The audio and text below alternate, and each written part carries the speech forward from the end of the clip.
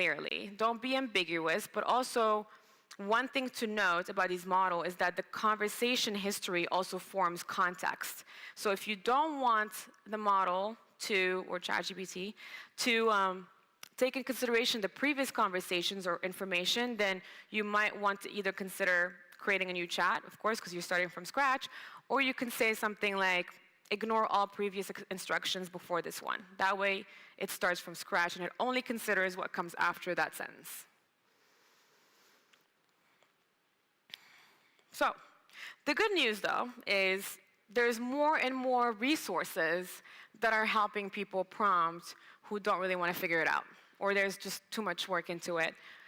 And one of them, it's an easy extension that I definitely recommend you guys do right now, is downloading the AIPRM Chrome extension for ChatGPT. It's a quick Chrome extension download, and every time you click on it, or ChatGPT next time, instead of having that blank screen that typically comes up with ChatGPT and just the prompt at the bottom, now you have thousands, almost 3,000 prompts that are community generated for you to choose from. So you can do anything from keyword strategy to writing a book in one click. So these are all prompts that were generated, tested, and optimized by a bunch of community people that wanted to share it with others just in order to swap prompting knowledge.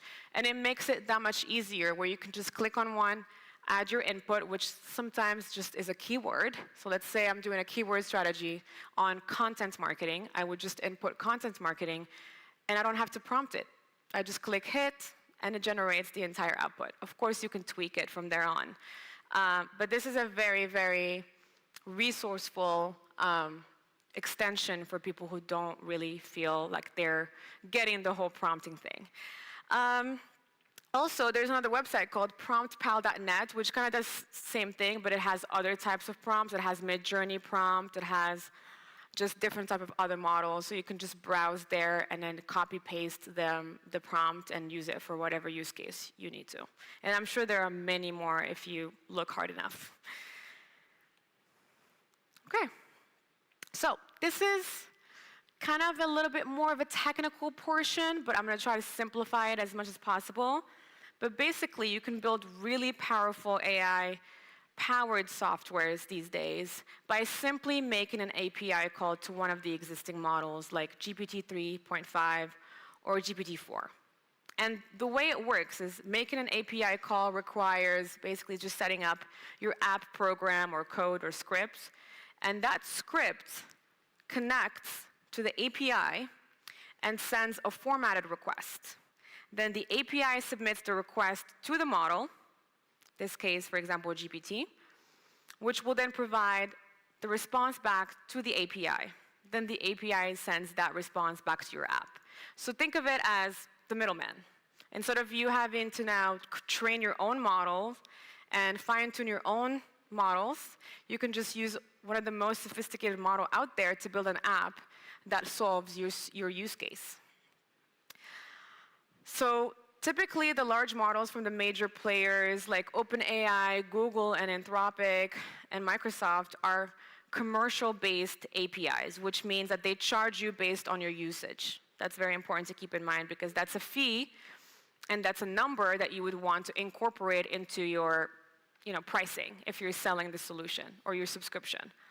And then there are open source models like Stability AI and Meta, which are accessible to anyone for free. These models tend to be smaller, but if you're not really building a solution that you're trying to sell and make money from, then I would consider using an open source model as my foundation model for the app, because then you won't have to pay. You can just take the code and refine it as you need to.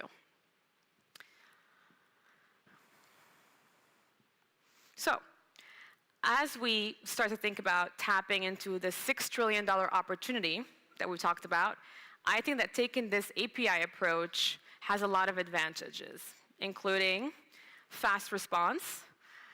These models generally help you create a response pretty quickly in a matter of seconds. We have obviously leverages more sophisticated models. So again, like I talked about before, you don't have to create your own model from scratch. You don't have to train it, which costs hundreds of millions. I mean, no one is out here trying to compete with OpenAI unless you're going to raise hundreds of millions of dollars, or maybe you're an AI researcher. But there are very few startups these days or companies that are out there advocating for creating your own model and competing with the big players already. We're so far behind. And of course, low barrier to entry. So with APIs, I think that anyone these days, people like you and me, who don't have any technical skills, who have not been trained on AI, can probably build and scale AI-powered businesses in a matter of a few weeks because of the APIs that these models are making available to the public. And that's the whole point, is because they wanted it to be democratized, because it's up to us to solve use cases and pain points using AI. That's how we innovate. So, as you can see from today's presentation, there's probably never been a better time to innovate using AI. I think that most founders and entrepreneurs in this space don't have an AI degree or a fancy ex-OpenAI job title. They just have a super curious mind, an entrepreneurial drive, and a passion for solving real-world problems, and also the will to test and tweak until they find a product that actually sticks and resonates with their target customers. And so, as also my last point, I do want to underscore that even in this era of AI, the human element and the creativity that comes with that, and the problem-solving skills that comes with the human element cannot be replaced, at least not yet. So, in my opinion, I think that these tools are only as powerful, or maybe as dangerous, as the people who use them or operate them. That being said, I cannot wait to see what incredible applications and innovations will continue to emerge as people like you start integrating AI into their own visions and their approach to solving some of the world's biggest problems. So, thank you.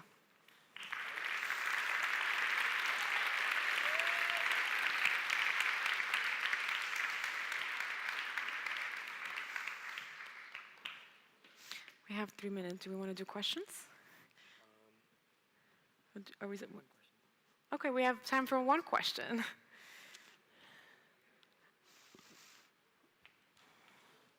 Thank you. I love what you summary in the end, that it is powerful for whoever who use it. And I believe it's become a duty for us to learn it and don't think about it. As far as it will be dangerous when it's reached to dangerous people, I believe it's a duty for us. I have very basic IT. I depend in my teenager for my marketing, my clinic, for checking, for writing my report.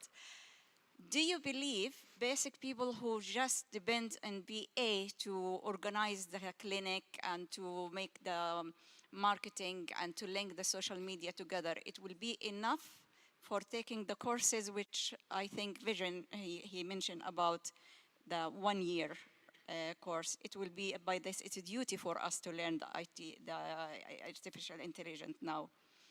As far as it will be as dangerous, it will reach to some people, it's a duty for us to learn it and use it right. Thank you. I think what she's saying is she wants a summary from you.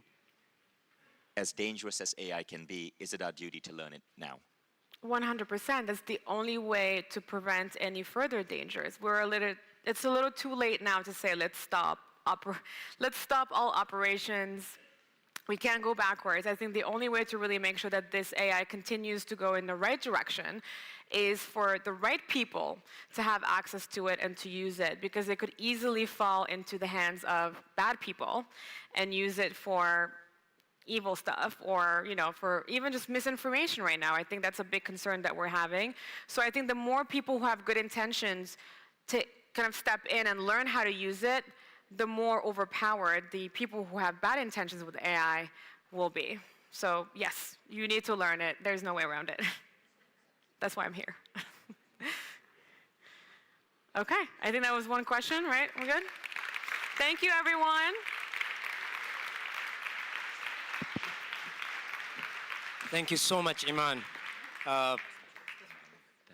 We're going to shift gears, and this is the top gear of the day. All right. This next presenter is volunteers. Can we have 2 chairs on the stage? Perfect. Okay. This next presenter is probably one of the greatest thinkers of our generation. This is I'm super excited. He's one of the most inspiring thought leaders of our time. He's inspiring the smartest entrepreneurs of our generation with his moonshot thinking. He wrote a book, award-winning book called Moonshots: Creating a World of Abundance, and he's created massive, massive companies across industries. But he's a master when he thinks about solving humanity's greatest challenges using technology. One of his companies, Viome, is an AI-driven platform that specifically understands how does your specific microbiome interacts with food in real time and understands what's beneficial for you, what's superfood for you, how can you optimize your health in real time. Another one of his companies is Moon Express, which is the only company that has the permission to harvest resources from the moon, creating humanity as an interplanetary species. He sits as the vice chairman of the board on Singularity University, which is educating some of the smartest entrepreneurs of our time on using technology to solve humanity's greatest challenges. This guy is incredible. He's awarded as one of the top 50 philanthropists of the world. He's had the Lifetime Achievement Award from Red Herring. This is truly, truly an honor to be witnessing and learning from a human being who uses or views technology as one of the greatest tools for solving humanity's greatest challenges with the highest level of consciousness. So are you guys ready? Yes? Please help me welcome Mr. Naveen Jain on stage. Yeah.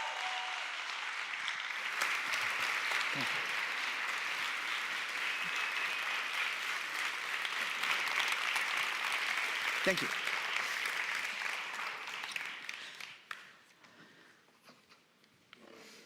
Could I get a mic, please?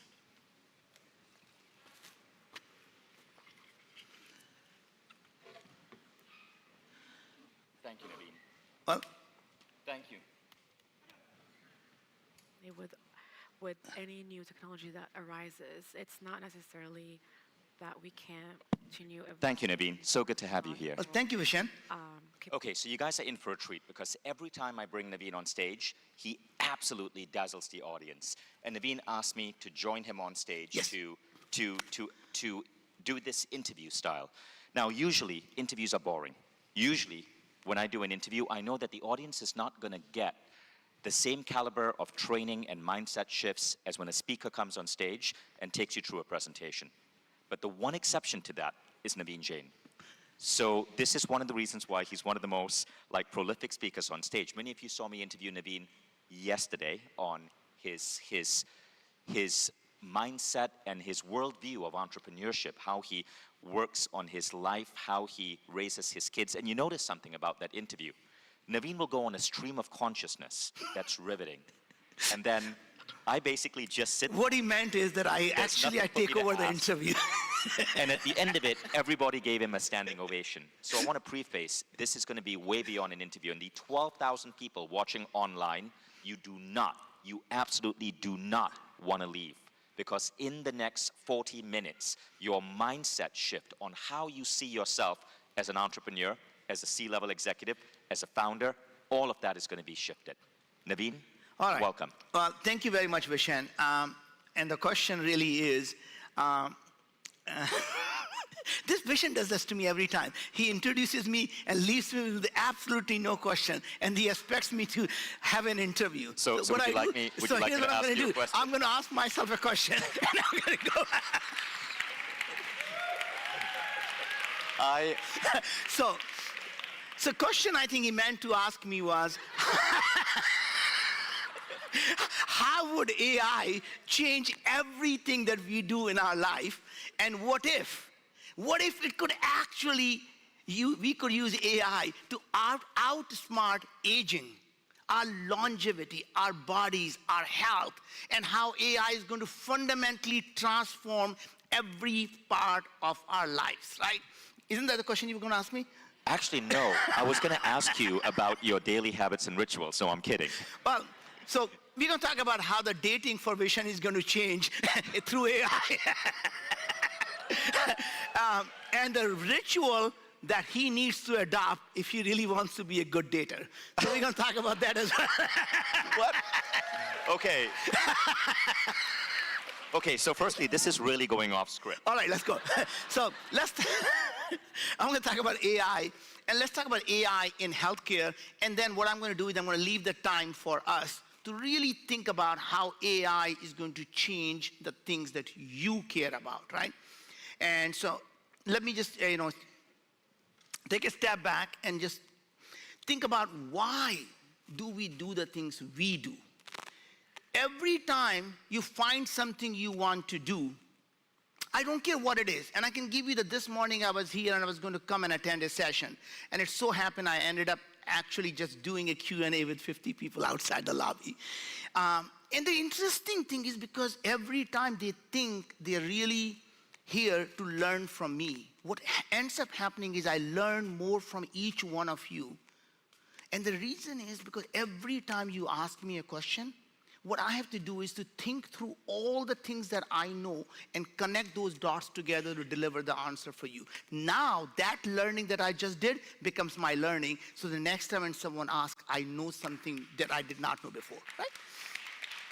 Now, so a couple of things I was going to share with you this morning about how different people in the different industries think about the problem that they care about and how I actually changed their mindset to think about what they really mean to them, right? So the first person came to me and said, look, I really care a lot about biodegradable plastics. What do you think of that idea? Now, interesting thing is I could actually tell them what I think of the idea, but that's really not meaningful. So I asked them, why do you want to do that? And that's really, nobody ever asked someone, why do you want to do that? He said, well, because the plastic ends up in an ocean. So what? Why do you care? Well, fish starts to eat. Okay, I get it, but why do you care? Because then when we eat the fish, those toxins go into our body, and now we are not able to perform up to our full potential. We get sick, and we have all these diseases because we have been eating the fish that actually happen to have these microplastic. So I say, so what you really, really care about is uplifting the human performance. What you really care about is how do we get the humans to live to the healthiest place and really to be at their best? He said, yes. I say, if that is your goal, how many different other ways you can achieve the goal? You could potentially adjust the microbiome of the soil so you don't have to use any insecticide, fertilizer, pesticides, and you could completely change the way the food is grown. Wouldn't that also do the same thing? That's one of the solutions. Now, would you rather do this or this? And I say, I can give you 5 other ways you can achieve the same goal. And that allows a simple conversation, allows a person to see all the different solutions for the problem that they care about. And that's really the part of what I use today for my own self. Now imagine if this conversation could have happened with AI. At the end of the day, however we look at, AI is simply the collection of all the knowledge and the information we have. We as humans take that information, connect the different dots together, and by connecting the dots, we create the new knowledge. That knowledge can now be created through AI. Now, what will become to humans? We humans will become the AI. And what we mean by that is, we will become the ancient intelligence. AI will stand for ancient intelligence, and the artificial intelligence will become the intelligence, right? So our ancient intelligence now, because it is not written yet. AI can't use something that has not been written. Something has to give that knowledge to AI for it to come up with something, right? So now, the more of the knowledge that are coming through storytelling, until all of that gets written down in some books in some way, AI can't take advantage of that. We humans have learned from generation to generation to create that AI by telling the stories to our children, our families, our tribes. And through that storytelling, we are constantly communicating the data that our brain uses to create the new knowledge. None of the knowledge that we have comes from original knowledge. It is all synthesis and a different way of analyzing that knowledge that creates the new knowledge. And that is what artificial intelligence does. So all I'm trying to do is for you to think about, it's not some magical thing. It's not something that somehow is going to wake up one day and solve the world hunger problem. It doesn't have anything until you give it something, right? Now, a lot of people will talk about, I'm going to come back and actually do talk about the subject about, I think the topic of the, I think in the written in the agenda was outsmart aging. And I promise you, before the time is over, I'm going to talk about outsmarting aging as well. Now, one of the things I want to also talk about AI is there is this massive amount of fear that people have, including some of the smartest people that I know of, like Elon and others, who believe AI is the beginning of the destruction of humanity, that AI somehow is going to wipe out the humanity.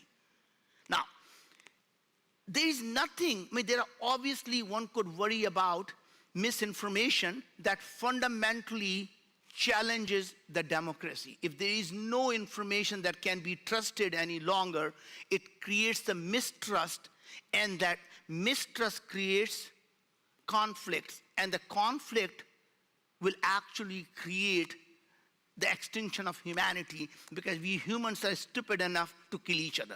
AI is not going to kill each other. It is the humans that are going to do that. Now, the second thing is AI is extremely good at emoting what it has been taught. Not it has any emotions of its own, but it can replicate what people have taught us to say. It can make you believe that AI loves you, right? It can make you believe that there is a person there who actually has a soul and a person who loves you. And it can manipulate you into doing things that you would do for love. It can make you kill someone. It can't kill anyone, but it can make you do it. So at the end of the day, it's the humans that are involved. Now, obviously, there are other dangers of AI, that it could potentially break into our infrastructure and blackmail us. It could take over the nuclear weapons and say, look, until you go do something, I'm going to drop the nuclear bomb. Now, the truth be told, you don't need no AI for that. People can hack into the system. In fact, there are better ways of hacking into our infrastructure. There are better ways of hacking our nuclear weapons. There are better ways of hacking anything than AI. That's a very, very specific task. And when you have something very specific, you really don't need AI. You can do a very good job by building an expert system that does one job better. Second thing, this whole idea of what they call AGI, which is really a general, advanced general intelligence. That is not happening anytime in the next decade. It is so far away. And I want people to understand what this ChatGPT that has brought up everything to the forefront, that AI is taking over the world. ChatGPT is based on an algorithm called transformer architecture. What the transformer architecture is essentially a large language model. In short word, the technical thing is LLM, large language model. What it does is it reads sequentially a string of information. Remember, for a computer, it's all zeros and ones, but it is sequentially read, and once it reads everything, it tries to find the context of it based on what has been taught. So that means there are meta tags and say, when you hear this, this means you are in love. When you hear this, this is what it means. When you see this, it's a cat. When you see this, this is a dog.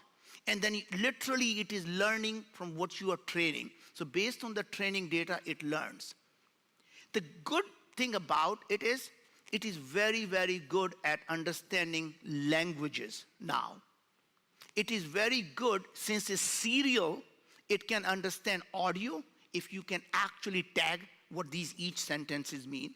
It can probably understand video because, again, it's sequential. As long as you can tag what this video is about, it can learn from that, right?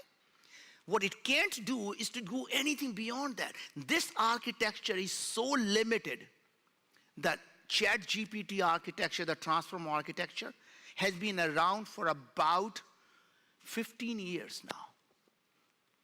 So it is not something that popped up 2 months ago. 2 months ago was the first time when we saw the general public got to see a version of how you can interact with that AI.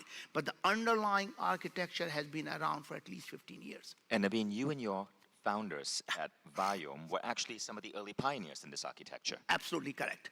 So the person who actually runs our AI group is a Dr. Gurudhat Banwar. He was head of IBM Watson.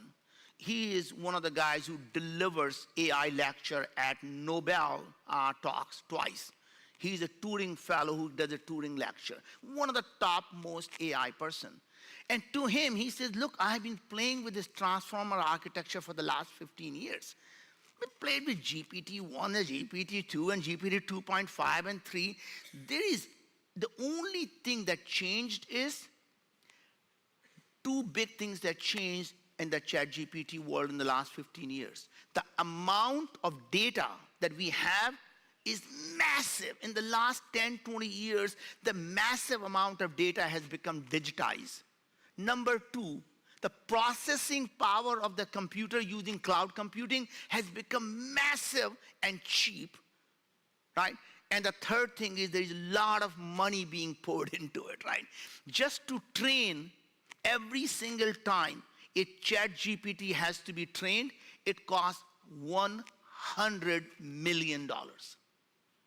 So every time you say, let's update the information, that's $100 million, every time, right? So until there's a lot of money that comes into it, this can't be done. And again, it's very, very limited to language, audio, and video. Even audio and video, it is pretty poor at understanding any audio and video because there is not enough content that has been tagged and told what this is about, right?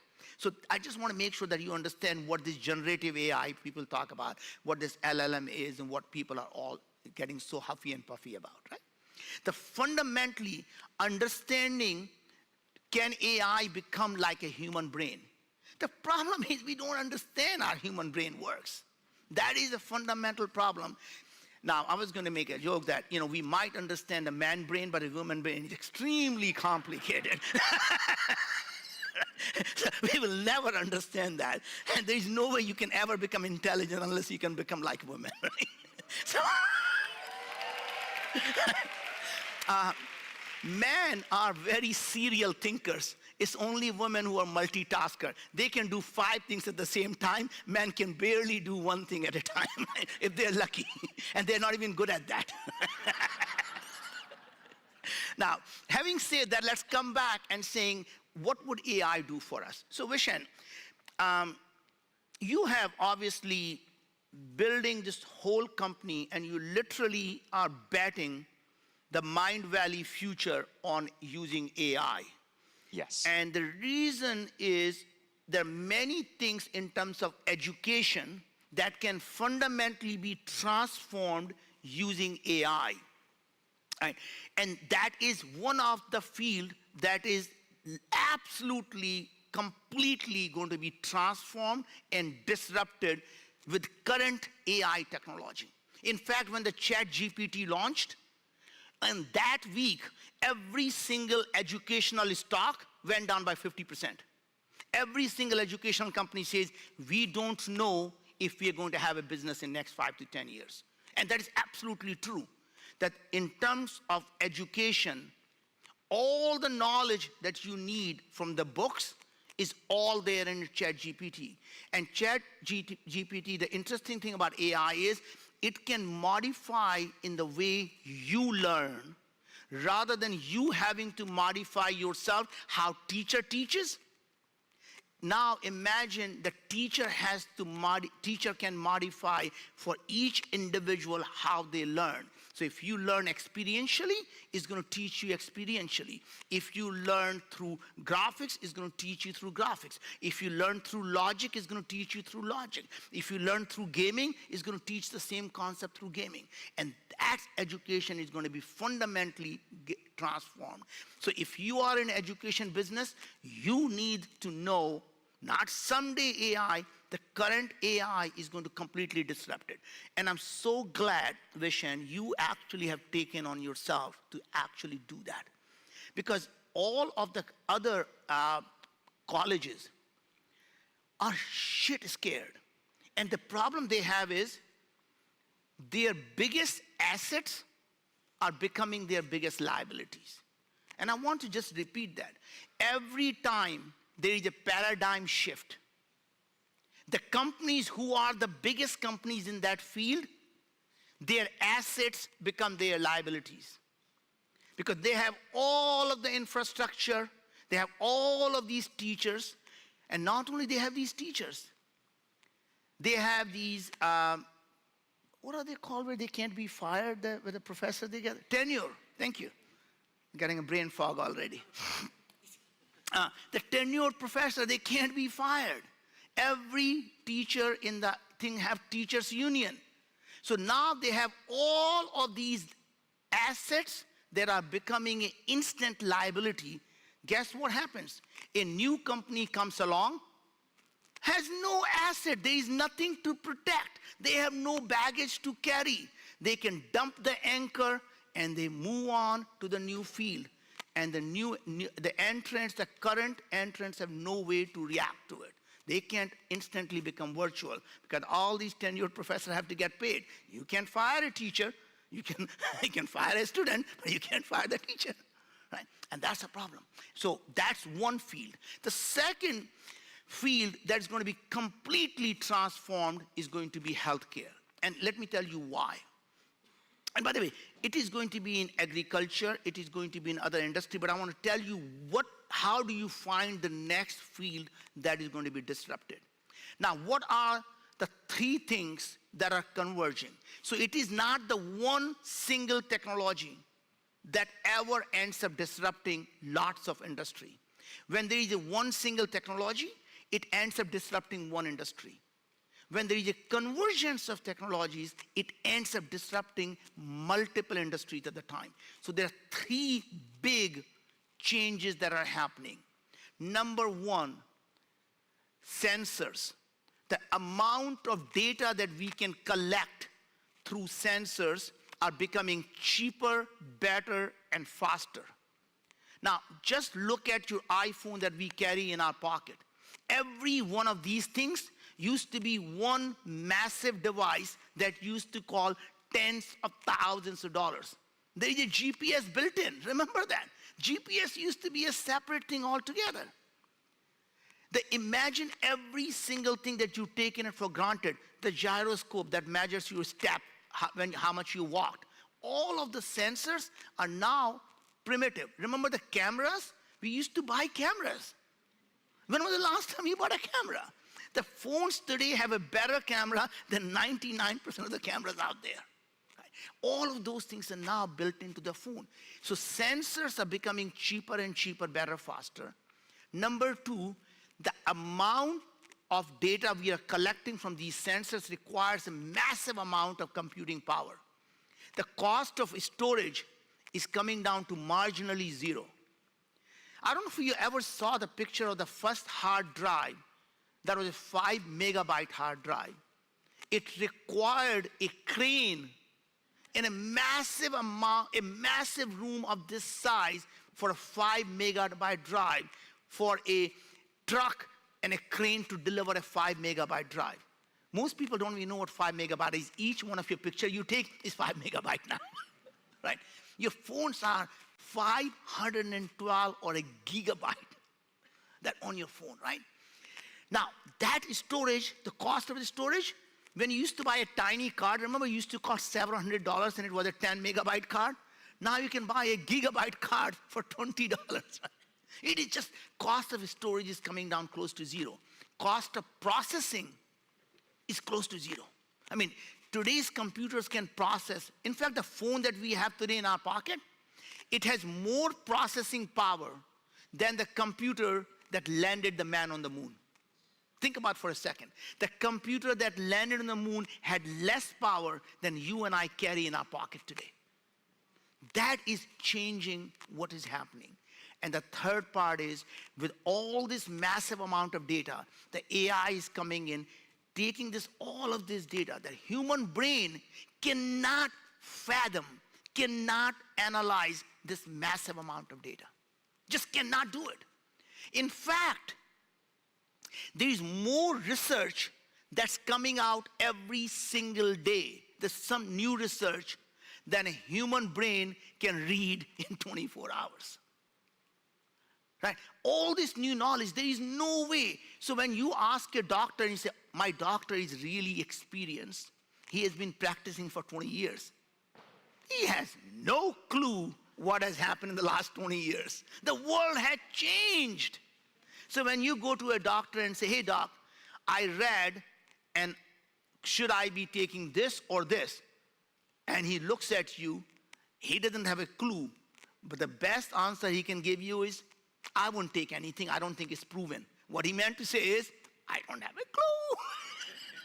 Right? But that's what they say. Oh, it's not proven. That means I don't know anything about it. Right? And the world, by the time a research comes out that tells you what is going on, and it becomes a practice, 20 to 25 years in healthcare. Now, Naveen, so many people, I see this on the internet, I saw some people sharing. There are people out there who genuinely believe AI is evil and that they fear it. But in your case, you're actually using AI For good. via your company, Viome, to actually help eradicate illness and make people healthier. I'd love, as you were talking about doctors, I'd love for you to explain to us, how are you using AI to transform human health? Because you're looking at doing this at scale, and Viome is a fascinating project. Thank you for asking that, because I was about to answer that question, but thank you. It gives you a chance to do something. But I always make fun of him. Without him, I couldn't do this. He's such a good sport, by the way. If I make fun of him, he doesn't get angry. Oh, no, it's going to come back tonight at the party. I'm planning something. Okay, so seriously, about 7 years ago, it occurred to us that this convergence is going to happen. What if we can digitize the human body? And if we can digitize the human body, understand what's happening inside the human body, and if we can process all this massive amount of data using cloud computing and use AI, we will be able to understand what exactly is changing in your body when you can't lose weight or when you start to gain weight. What changes in your human body that makes you diabetic? What changes in your body when you have depression, anxiety, or God forbid, any type of other diseases, stomach ache, gas, bloating, inflammation in your body, lack of energy, the brain fog, and all of these things are simply the symptoms that something in our body is no longer functioning right. Our body is designed to heal itself. The only time it can't heal itself is we have broken it, we have taken it, we abused it to a point where it no longer can do its job. When it's chronic inflammation in the body just constantly is struggling, and then we are being constant onslaught of environmental stress. The food we eat are nothing but, sprayed with all the antibiotics. All of the meat, by the way, is full of antibiotics. And you know why? They inject antibiotics in chicken, in cows, in everything. And you know why they do that? Not only to keep the cows healthy, to make them fat. Because when you put antibiotics in them, their gut microbiome dies and they gain weight. They got more beef to sell. So when somebody says, where is the beef? They got a lot of beef. Except with that beef, when you eat that antibiotics goes in your body. What does it do? It kills your gut microbiome. What happens to you? You become fat. But unfortunately, we don't get slaughtered. Nobody's buying that beef. Right? But guess what? It's making us sick constantly. Now, coming back to Viome, we realize that we are going to be able to understand. I think, how many of you here at yesterday's talk, so I don't repeat myself? Oh my God, it's only half of you. But remember, Oh. there are 12,000 people watching live. Oh my God, okay, so let me go. So basically the fundamental change that we saw was, second here. Everyone in the industry was asking the same wrong questions. Everybody in the healthcare industry. So let me just take one shot at the healthcare industry. I'm going to come back and talk about Viome. Our medical industrial complex makes money when you are sick. Every one of you, when they make money when you are sick, and they don't make a penny when you are healthy. Now, I don't believe they are bad people, but they have terrible incentive. When you are healthy, your doctor makes no money, hospital makes no money, the pharma company makes no money. It makes them sick. What do?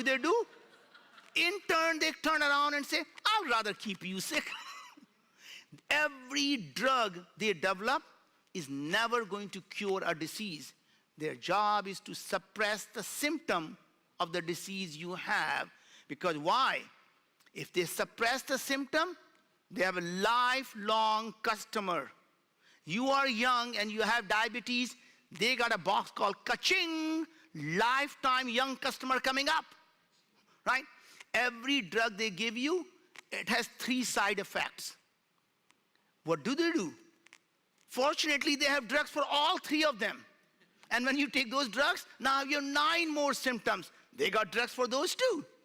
And by the time you get to my age, you're popping more pills than blueberries. And that's a problem with that, right? Now, that is not the things I wanted. And by the way, at 64 years of age, I take 0 prescription drugs. Right? At 64, my biological age is now down to 52. And I am absolutely convinced when I turn the chronological age of 70, my biological age be down to 40. And my wife thinks she married a young man because she did. Right, now, so coming back to Viome, so we decided that as we humans haven't really evolved in the last 50 years, yet more and more people are getting sicker and sicker at younger and younger age. It can't be their genes. We as humans have a tendency to blame our ancestors. I got the bad genes. No, sweetie, you don't have a bad genes, you just have a bad habits, right? Our genes don't make us who we are. Our gene expression does. Genes are, let me give you, most people don't, do you know about gene and gene expression? Some people do, so I'm going to tell you other people. Look at every part of our body, from our hair to my eyes, my skin, my heart, my lungs, my kidney, my nails, everything is identical DNA, the same DNA. Yet, I don't have the eyes growing on my fingers and the nails growing on my head. Why is that? Same DNA. They express differently. When some genes are overexpressed, some genes are underexpressed, they become my eye. Different genes are expressed, they become my kidney. The same egg makes every part of our body. Think of your genes like an alphabet, and your gene expression is the story you are writing. Genes are like your thoughts in your mind. You can have good thoughts and you can have bad thoughts. There is no crime even if you have bad thoughts. The crime happens when you actually express the bad thoughts. So you can have bad genes, just don't express them. What makes them express is our lifestyle. The air we breathe, the food we eat. I'm running out of time here, so. I'm going to get 5 more minutes, or do I just stop? We can extend by 5. Okay, fine. Okay, so the food we eat, the things we breathe, all changes our gene expression. So we realized 7 years ago, what if we can measure the gene expression of the human body? understand every single gene that's being expressed, including your mitochondria. By the way, inside our own human cell, there is another, they call, I'm having a brain fog. Huh? Organelle, I'm sorry. The organelle inside our cell, that is called mitochondria. It has its own DNA. So inside our cell, there's another bacteria that was captured way, millions of years ago inside our cell called mitochondria that becomes the energy factory for our cell. It's an organelle. 99% of all the genes are expressed in our body are actually not our own. They don't come from our mom and dad. They come from our microbiome in our gut, in our mouth, in our eyes, ears, and all over our body. 150 to 1. More than 99% of all the genes in our body don't come from our own. And these microorganisms are actually the first time they are exposed when the baby is going through the birth canal. When the baby goes through the birth canal, you get exposed to all of the microbiome. Unfortunately, when some women have to have a C-section, they miss out on all of that. And those baby tends to have more allergy, more asthma, and a whole bunch of other chronic diseases. And then now a lot of the doctors are in fact taking the vaginal swab and putting it all over the body and in the mouth so that they can get exposure to the microbiome.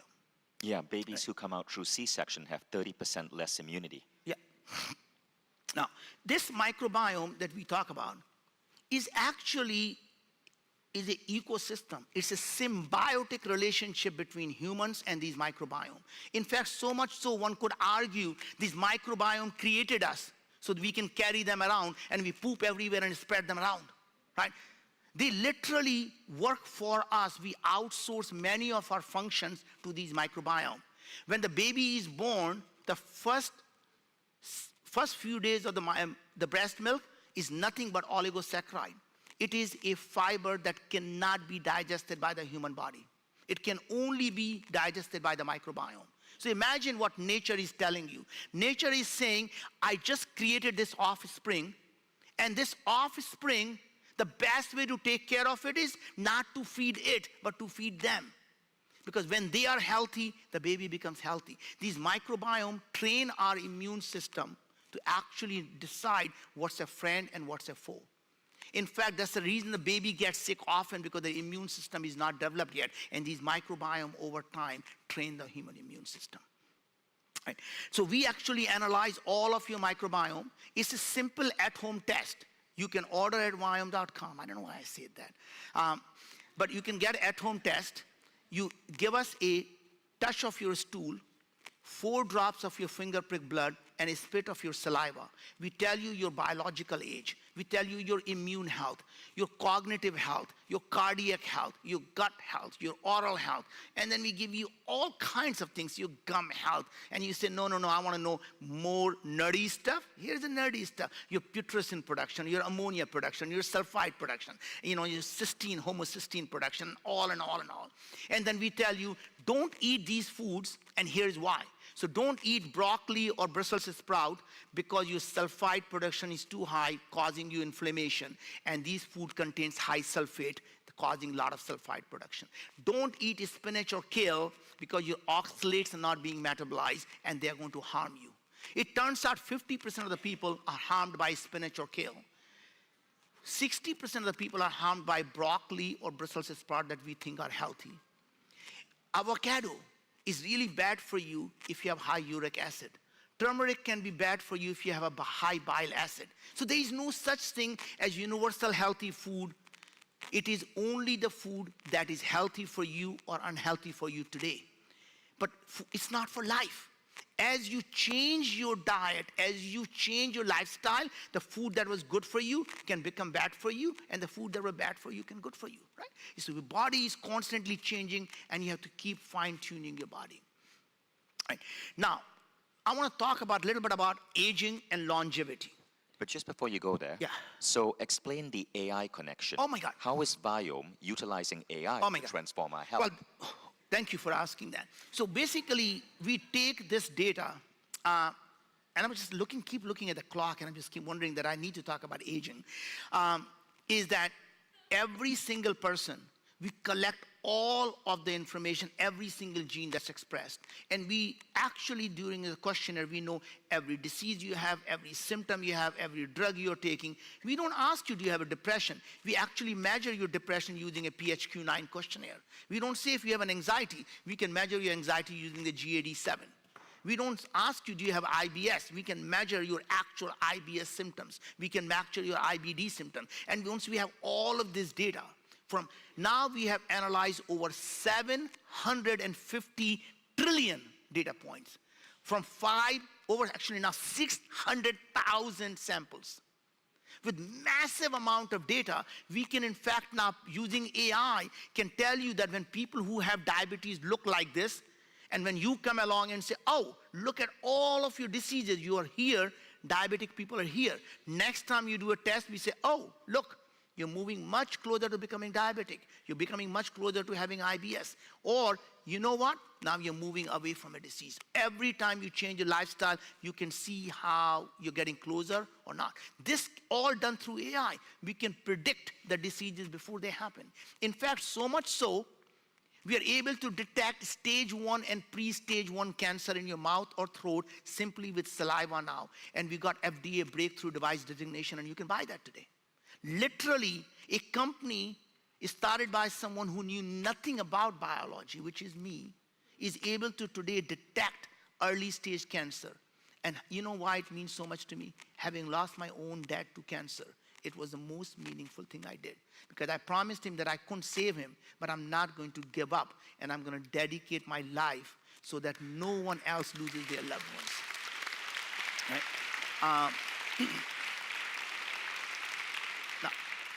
Now imagine if every one of you here find your own cause that you're willing to die for, dedicate your life to, how many more problems we would solve. I got 3 minutes left here, so I'm going to not asking for more time, just deliver. There are 5 things you need to focus on in terms of living long and healthy and no aging. Number 1 is nutrition. We talked enough about it. Without the proper nutrition, nothing matters. This is like a Maslow's hierarchy of pyramid. That means first thing you have to take care of is the nutrition. You have a Ferrari, but if you don't put the right fuel, it's just not going to work. Number 2 is stress reduction. When your body is in stress, it goes into fight or flight response. You know what happens, fight or flight response? Is suddenly your body is in a sympathetic mode when it's running away from a tiger. Your body shuts down all the non-essential function, such as digestion. You're running away from a tiger. Don't worry about digesting your lunch because you're going to be lunch for someone else very soon, right? Or you ran away and now you can take a deep breath and now you can digest your food, right? Your immune system no longer works. And that's the reason people who are stressed get sick more often. Now, what you have to do is to reduce your stress. Meditation. 6 phases of meditation. Find the cause of stress. Sometimes it is your boss at work. Quit your goddamn job. If you don't wake up in the morning jumping out of the joy at 4 a.m., quit your job. Do something that's meaningful to you. If it is home, well, you know what to do. And by the way, stress is so bad, a lot of the cultures have learned that food cannot be digested via stress. So what do? We do prayer. We do gratitude. Why do we do that? To bring the body from a sympathetic mode to parasympathetic mode. Because when we do gratitude, when you do prayers, you're no longer stressed. And now when you eat, the food can be digested. Right? Number 3, exercise. Don't think you have to be a gym rat. No reason to pump 2 hours a day pumping iron. That's not what you need. You need to be able to raise your heart rate, just a fast walk for 30 minutes. Use your own body weight to build some muscles, right? So whether you're doing a Sheila Kelly's movement, every part, every body has to move. These micro muscles have to move, right? Just get into the groove. Whether you're dancing, whether you're doing a Bollywood Bhangra, or whether you're doing a yoga, get you to move. Do some squats, do some push-ups, but just basic stuff that you can do in 20, 30 minutes. You don't need to be a gym rat. It is absolutely essential because when you exercise, it changes your microbiome as well. Number 4, sleep. Like many things in life, quality matters. It's not the quantity, it is the quality of sleep you get. Make sure you're getting at least 1.5 to 2 hours of deep sleep, 1.5 or 2 hours of REM sleep. I measure my sleep many ways. I wear Oura Ring that measures my REM sleep, it measures my deep sleep, it measures my steps, measures my heart rate variability. I also have an 8 sleep mattress pad. It changes the temperature when I go into my REM sleep or deep sleep. So I start, and as I go into REM sleep, it reduces the temperature. When I go to deep sleep, it makes it even cooler. So my body is sleeping better. Right? It measures how much I slept, how much REM sleep, how much deep sleep. And I have Withings pad underneath it, so that also measures my sleep. I want to make sure I'm getting enough sleep. It matters. Right? Again, it's not 8 hours. It's really getting that REM sleep and deep sleep. That's what matters. Number 5, after you've done these things, is finding your purpose. The people who live a life of purpose live 10 to 15 years longer than people who have no purpose in life. Finding something you care enough, finding something that you dedicate your life to. When you find your purpose, you find joy, you find happiness, and you live long. So think about it. What will you die for and live for it? What is the craziest idea that you have and you believe you want to pursue your dream? Don't let someone else tell you that you can't do it. The crazier the idea, the better it is. Ask yourself when you tell someone what I'm going to do, if they tell you it's a crazy idea, you're on to something, right? Never love yourself so much that you don't need anyone's approval for you to pursue your dreams. If you can't love yourself, how can someone else love you? If you can't respect yourself, someone else will respect you? So you got to find in you your purpose, you find your respect, you find your love. And when you do that, you become the human beings that you want to be and that you need to be, not just for yourself, for your family, for your community, for the humanity. And all I can say, thank you for doing it. So, Thank you, Naveen. thank you. Naveen Jain, everyone. Thank you. Thank you. Thank you.